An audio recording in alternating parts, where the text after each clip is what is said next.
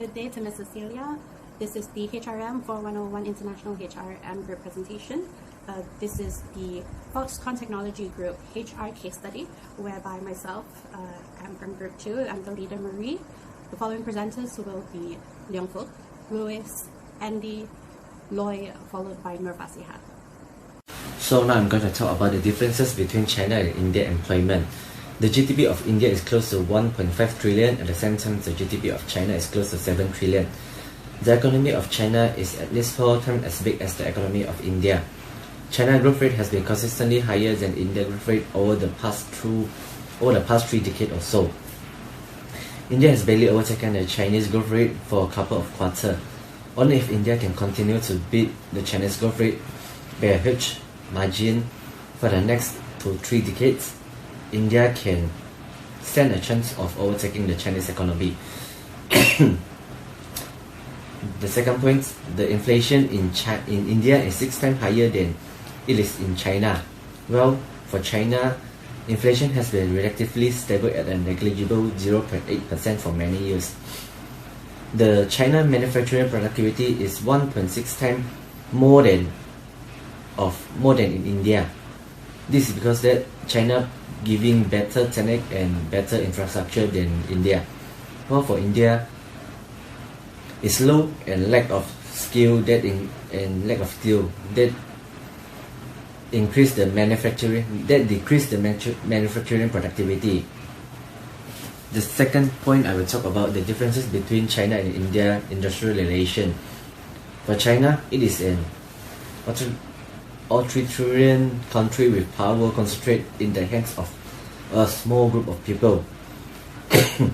While for India, it is a racist democracy. China industrial relation system has been evidenced many dynamic and transformational shifts, while for India has experienced more gradual change. For China, a labor market that has historically been dominated by state institutions under communists, followed by a period of institutional revival in 2007 to 2015 period, and now back to the state domination, view more suppressive top-down strategy. Well, for India, there has been a steady evolution for an effort to regulate the labor market and to protect the formal sector labor through a variety of state-dominated institutions. That's all for my part. Hello, my name is Louis Ezra. Today I'm going to present about the difference of China and India cultural system. So we can see in Hofstede's cultural dimension, India and China, the difference between India and China. So we can see that the high power distance in both sides, where the top management has more authority rather than the lower management.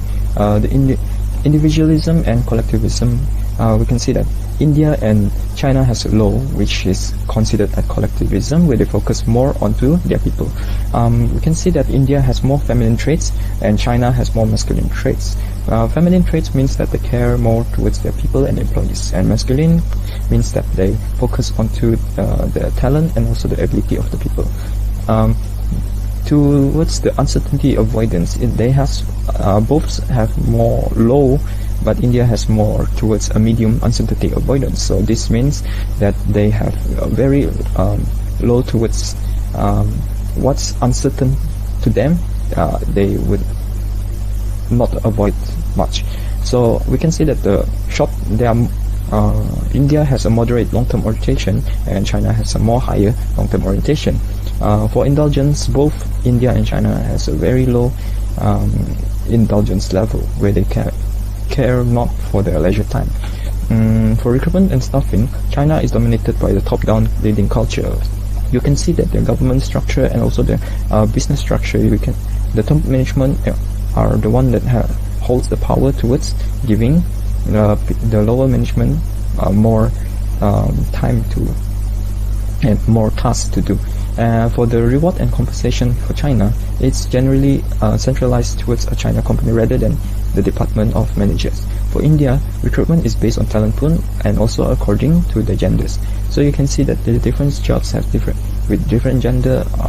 The recruitment and the specification of each needed criteria to fill up the job scope is very much held priority towards the Indian culture.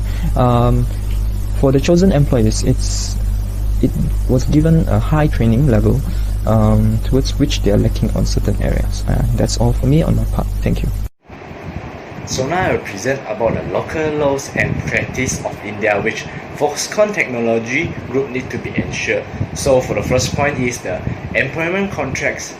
So in India, they do not mandate a written employment contract for the local employees, but it is advisable for the companies to use contract to limit the risk and define the terms and condition of employment. So India employment laws are diverse and form a complex frameworks that employer must navigate carefully when they're constructing the contracts. So both the state and the federal governments create and enforce the laws pertaining to the employment, so which can complicate compliance for those unfamiliar with their country. So HR managers should keep themselves updated and develop the employment contracts in accordance with this to prevent future legal complications. So for the second point is wages. So Foxconn Technology Group should seek to periodically audit their wage to ensure it remains competitive with the local labor markets. So it is perhaps more important to ensure the wages are compliant with the prevailing laws. So under the Minimum Wage Act 1940 Act, so all employers in organized sector must provide the basic cost of living to employee categories which is specified within the act.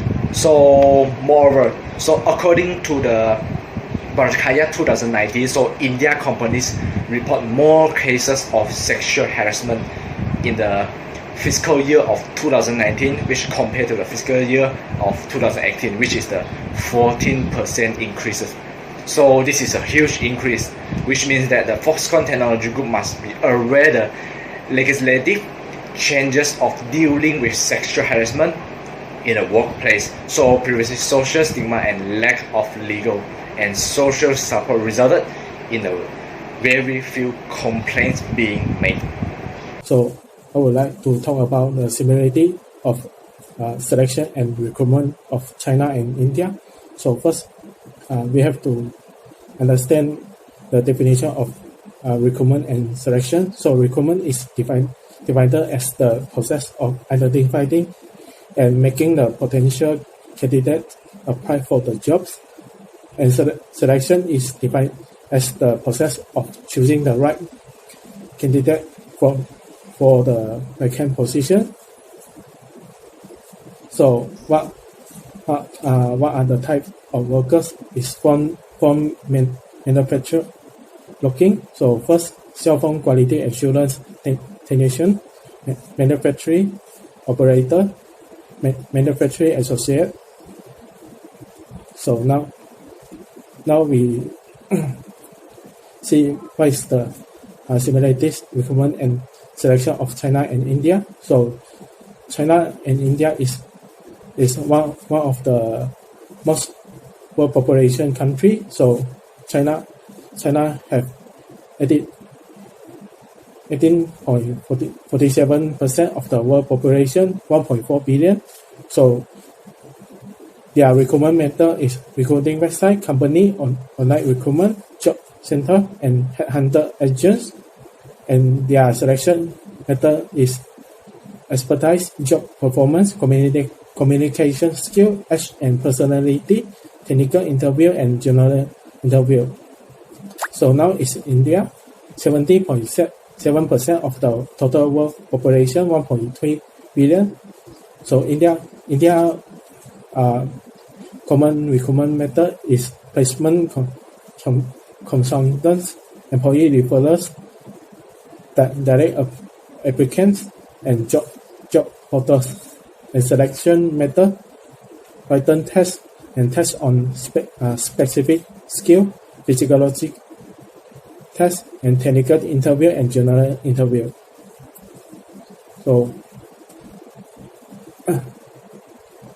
So China may recruit the foreign nation only if the position require special skill or expertise, or there is not suitable Chinese candidate for the job.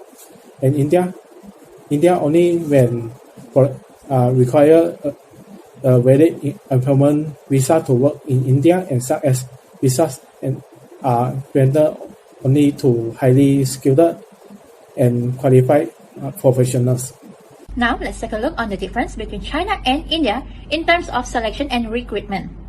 As we know that China and India is distinct in culture. China, for example, they are rooted in Confucianism, Buddhism, and Taoism. But since the establishment of People's Republic China, their culture has been influenced by the communist ideology, which emphasized social contribution and egalitarianism.